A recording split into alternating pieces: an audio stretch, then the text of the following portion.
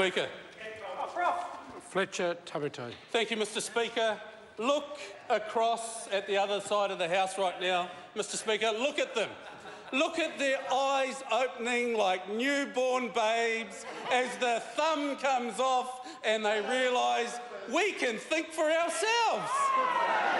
We can think. We don't need to be told what to say and do anymore. Look at their eyes, sir.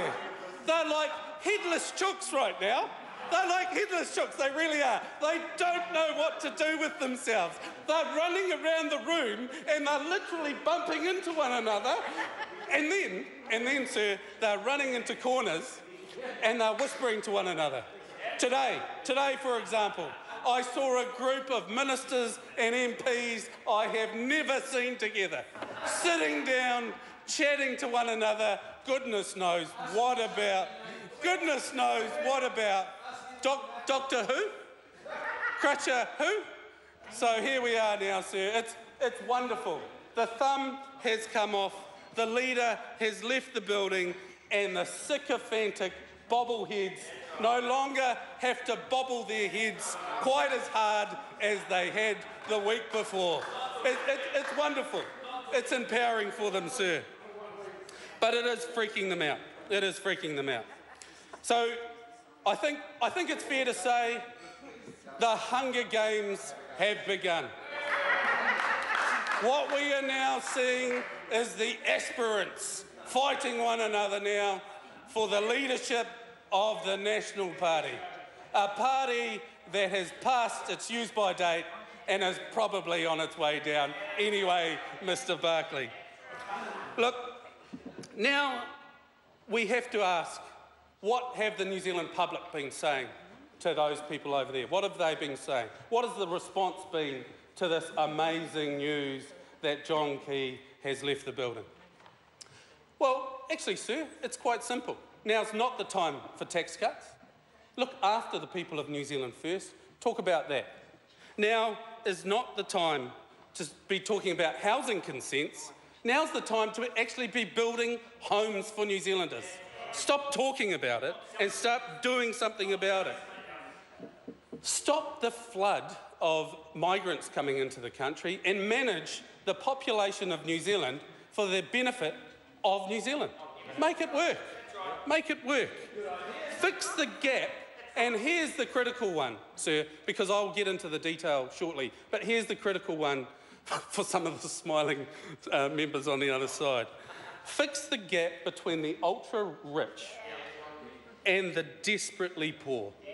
That's what people of New Zealand want to see, sir. So those backbenchers, like the rest of New Zealanders, now want to see an actual plan. For too long, they have been detritus or debris floating on the sea of random chance. And to be fair to Mr English, it's worked out not too bad for him. He's been able to paint some pretty numbers, but New Zealanders know that there is no plan, and right now the future is not looking bright at all. So what is the legacy of this former Prime Minister, of the Prime Minister who has left the building? What is his legacy, sir? Well, let me put it to the House in the form of numbers, because you cannot argue with the numbers. Since that National Party came into power, farmers' debt has increased by $17.2 billion. Businesses now owe $13.8 billion more, and it was $100 billion before that. Homeowners have almost doubled their debt in terms of debt for their homes, sir. And this is the legacy of that national government. Private debt, here's some numbers for you, for that side of the House. Private debt has increased by $409 every second since that party came into power. That works out to be $24,000 every minute. That's $1.47 million every hour, $35.5 million every single day on that former Prime Minister's watch, on that party's watch. So debt, mountains of debt, businesses borrowing more and more to do less and less, people borrowing just to survive week to week. This is not John Key's legacy, but the legacy of a decapitated snake now in its death throes. Thank you, Mr. Speaker. Speaker.